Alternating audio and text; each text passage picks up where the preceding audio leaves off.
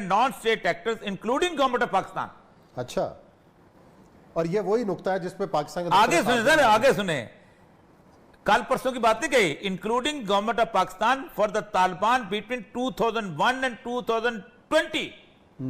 पूरे 20 साल में पाकिस्तान के रियासत ने और गैर रियासती इदारों ने क्या कुछ किया, including the provision of sanctuary space, उनको छुपने की जगह दी, फाइनेंशियल सपोर्ट, माल दिया, intelligence support, logistic and medical support, training, equipping and technical operations of the strategic, an assessment of the support of the state and non-state actors including government of Pakistan for 2020 effective of the Taliban that toppled the government of the Islamic Republic of Afghanistan। ये कैसे हुई?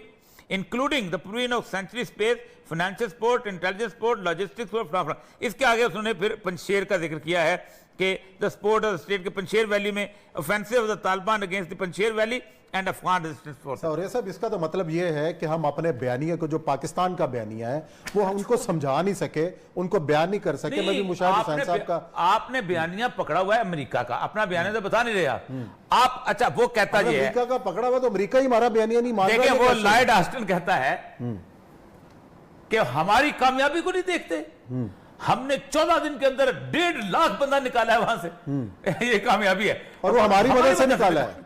लेकिन नहीं sir, जब तक आप America का कागज पकड़ के चलते थे, ये आज भी कहता हूं, जॉर्ज टेनेट ने कहा था हम सोचते थे पाकिस्तान 3 चीजें मानेगा, पाकिस्तान ने 7 मान ली और हमने 7 मान के उनको साबित कर दिया। के बाद भी हमारा ये हाल हो रहा है कि तो मत मानो ना। मैं तो कल भी कहा है कि अगर पाकिस्तान आज तालिबान को तस्लीम कर ले, पाकिस्तान इस रीजन की इतनी बड़ी ताकत बन जाता है, एक आपकी आर्मी और दूसरा उनकी प्रॉपर्टी। ये बहुत बड़ा मौजूद है, मेरा ख्याल इस इशू के ऊपर कल भी हम बात करेंगे कि हम अब हमारी स्ट्रेटेजी क्या होनी चाहिए, हमें अपने अगर ये 180 डेज गुजर जाते हैं ना, तो उसके बाद आप एक्सपेक्ट करें कि 6 महीने के बाद कोई ना कोई जंग आपकी इंडिया के थ्रू होती है या अमेरिका जो है international force. The United States government can strengthen, मजबूत कर सकती है डिप्लोमेटिक, सफारती, इकोनॉमिक, माशी and defence cooperation with the government of India. अच्छा, वो एरिया प्रेसिडेंट रिपोर्ट करे 90 दिन के अंदर इंडिया के अंदर, इंडिया के साथ हम सफारती और उसके बाद माशी और वो कौन से एरिया में, दूसरा and defence with India as appropriate to address the economic and security challenges posed by the People's Republic of China। Number 1 कि रिपब्लिक ऑफ चाइना में उसके ऊपर जो थ्रेट्स है उसको कौन है, द रशियन फेडरेशन और रूस ने उसके, and the Taliban in this region and an assessment of how the changes Indian security environment resulting from the Taliban take over Afghanistan will affect United States government with India. ठीक, वो कहते हैं यूनाइटेड एंगेजमेंट की देता है कि तालिबान कैसे, किस तरीके से, किस रूट से इंडिया पे फाइट करेंगे, कश्मीर पे क्या करेंगे, ये पूरी उसकी आगे उसने डिटेल दी हुई है कि क्या करें। ये तो हो गया आप सर इंडिया का। इंडिया का जब वो प्रेसिडेंट रिपोर्ट जमा करा देगा और कहेगा जी देखें बात सुने, तालिबान जो है उनके लिए एक फ्री पैसेज जो है, Pakistan is no more buffer state, वो आ जा रहे हैं, हो रहे हैं अलकायदा।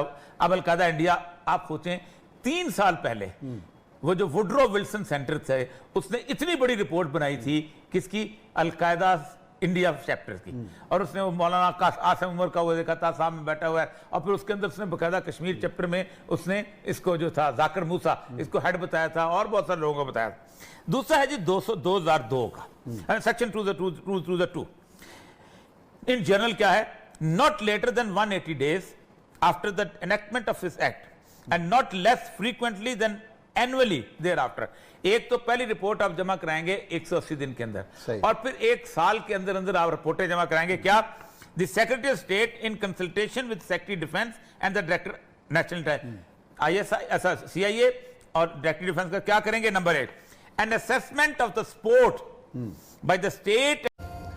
बिस्मिल्लाहिर्रहमानिर्रहीम, अस्सलाम वालेकुम। मैं हूं मोहम्मद उस्मान और आप देख रहे हैं प्रोग्राम हरफराज और मकबूल जान के साथ। नाज़रीन, अमेरिका के अंदर पाकिस्तान के खिलाफ कानून साजी पर गौर किया जा रहा है और अमेरिकी सेनेट में एक बिल का मसवदा पेश किया गया है जिसमें पाकिस्तान के खिलाफ नई पाबंदियां आयद करने की सिफारिश की गई है। ये बिल है क्या, पाकिस्तान के खिलाफ घेरा तंग क्यों किया जा रहा है, आज हम इसका जायजा लेंगे। और यह साहब, ये तो थी हमने बयानिए की जंग जो देखी है, हुकूमत और अपोजिशन बड़ी कामयाबी से एक दूसरे के खिलाफ लड़ रहे हैं, लेकिन पाकिस्तान के बयानिए की जंग कौन लड़ेगा। देखिए, अजीबोगरीब हालत है। आपको याद है कि गुज़श्ता तकरीबन जब से तालिबान का इशू हुआ है, मैंने कहा कि ये होने वाला है और ये वहाँ पक रहा है। अब मैं को वलील्लाह नहीं हूँ, अमेरिका के अखबारात उठा लें, दुनिया भर में जब मज़ामीन चल रहे हैं, एक हवा जो बनाई जा रही है हमारे खिलाफ, जो एक इल्ज़ाम बिल्टअप किया जा रहा है, वो नज़र आ रहा था कि पाकिस्तान अगला निशाना है। और उस निशाने को वो ये नहीं है कि सैंक्शंस लगाएंगे, पाकिस्तान बाकायदा फिजिकल निशाना है। और ये मैं आज भी कह रहा हूँ कि कोई और इसके मैं इस बिल से आपको बताऊँगा कैसे फिजिकल निशाना। ये सर 57 सफ़ात का बिल है और तकरीबन इसके अंदर 701 सेक्शन है। अच्छा, ये बिल जो है, ये एक सेनेटर जिम रिच वो सेनेटर था कि जो कि फॉरेन रिलेशंस कमेटी का सरबराह है। वो इसने सबसे पहले जो है इसने अपना टर्की के खिलाफ सैंक्शंस की बिल पास किया था, जब उसने, आपको याद होगा, रूस से एग्रीमेंट, और इसने ये एक बिल पास किया था कि कोई भी मुल्क पास कराया था जो कि इजराइल के खिलाफ गुफ्तगू करेगा उस पर सैंक्शन लगाई जा सकती हैं, जो इसराइल के रिलेशनशिप, इस तरह का आदमी है। फिर जो मिट रोमनी जो प्रेसिडेंट का कैंडिडेट था, वो भी इसके अंदर 21 सेनेटर वो हैं कि जो चुनीदा सेनेटर्स हैं, जिनके बारे में कहते हैं कि they are the laurels of American politics, जिनको हर एक कोई ना कोई थिंक टैंक रन करता है, या उस थिंक टैंक जो है उसको स्पॉन्सर करता है, या वो थिंक टैंक के अंदर खुद काम करता है। यानी ये वो लोग हैं जो अमेरिकन पॉलिटिक्स को डिजाइन करते हैं।